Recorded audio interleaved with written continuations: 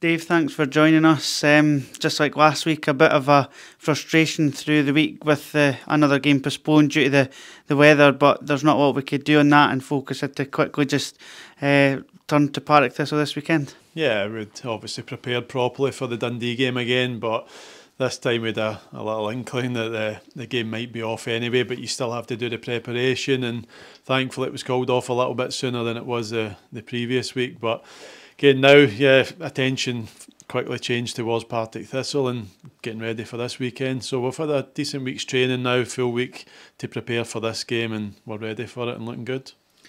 And we go into the game on the back of a really good victory on Saturday against Peterhead. I know I spoke to you after the game, and you mentioned the quality of the goals and how pleasing it was because you had worked on a lot of the stuff throughout the week last week in training. But until you maybe go back and view the goals, you maybe don't necessarily appreciate how good goals they all were individually, with great strikes, great build-up play, but even the fourth goal, Kevin O'Hara just nipping in and doing what a real striker does. You must have been pleased with all aspects of Saturday. Yeah, we were saying, speaking earlier there and saying that earlier in the season we were winning a lot of games, but we maybe weren't getting the performances consistently to where the levels that we were hoping for, but we can certainly see that now. I think week by week we're still getting the wins, but I think the performances are getting better. I think the players are trusting themselves more, have a lot more belief in themselves, and they're playing with confidence, and you can see that in some of the goals and some of the play we've had the last 2-3 games has been exceptional. So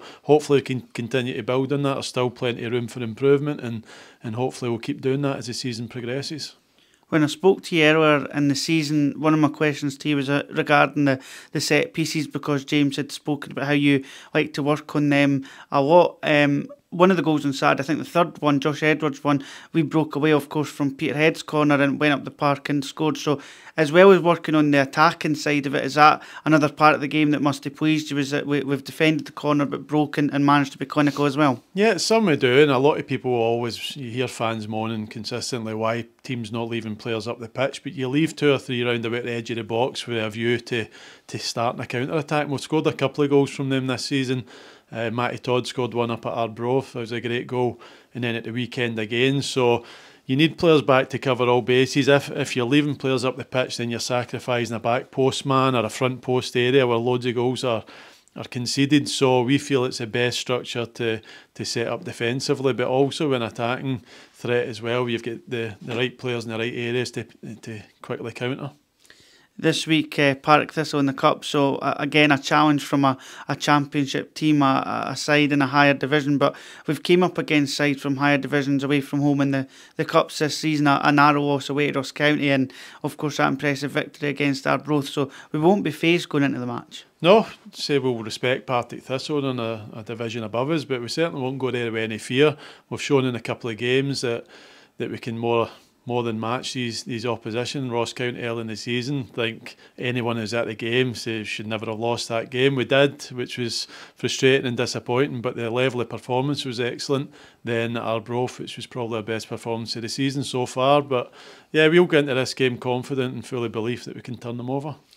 How do you see the challenge of Partick Thistle? It must be a slightly different test to come up against a team in a higher level, potentially that slightly higher standard player you're going to come up against. How do you rate Partick Thistle? Yeah, I think they're a good squad. I think they started the season extremely well. They were top of the table for quite a period at the beginning, and then they hit a real lull and couldn't get a win for a month or two, but they've started picking up again. I think the only defeat recently has been away to Queen's Park, who've been flying, and I was at that game and there wasn't much between the sides that day, so we know Partick will be a threat. They've got some real threats like say Brian Graham, who's consistently scored loads of goals at that level, Lawless, who's been here, Kyle Turner, so they've got players who can hurt you, but we've also got players that can go and hurt them, and I think it'll be a decent game. Should be a pretty open game, and it's one where I think if we turn up with the right approach, right attitude as we've done all season, then it's one we can get into with a lot of confidence. In regards to team news, is it just Paul Allen that remains out injured, and in terms of the loanees, are they still available to play in this competition? Yeah, I think everybody will be available other than Paul Allen and Miller Fenton, who played in the earlier rounds for Berwick against Linlithgow. So those two are definitely out, and I expect the rest of them to be available for the game on Saturday. So yeah, fit and healthy squad, and say we'll go there looking forward to this one.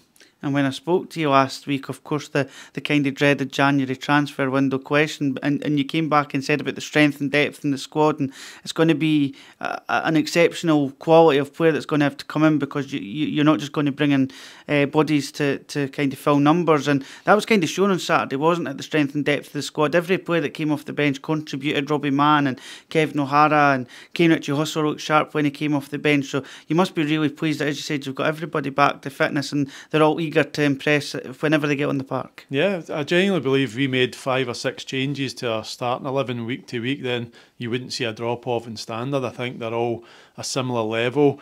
Depending on position, depending on where we think we could be stronger, we'll change a few players up here and there. But I think we can now go into games and be assured that if we do make changes, then we're more than capable of turning in performance with that squad. I think early in the season that probably wasn't the case. We didn't have that strength, where it was injuries, suspension, not so much suspension, injuries to key players or playing players a little bit out of position. We maybe weren't as strong, but certainly now the standard, to say all the time, and the standard in training's gone to a different level in the last couple of months, and I think that just comes from belief of the players' confidence rising again, and these good players who aren't starting games at times, but they're pushing the rest of them along, because they know if they let their standards drop, then they'll be out of the team. So it's, at the minute we're fit, we're healthy, we're strong, we've got a good squad, and say if someone does come in, it has to be somebody that's going to be a bit of a game changer for us. There's no point in just bringing in a player for the sake of it and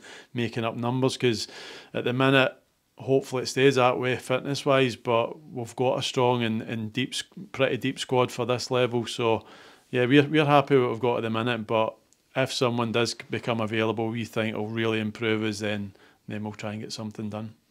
And we always speak about the fans yourself, James. The players have all spoke about your appreciation for the fans throughout the course of the campaign, and especially at away games, the amount of large supports that we take away with us, and how that helps us, give that extra 5 or 10% sometimes.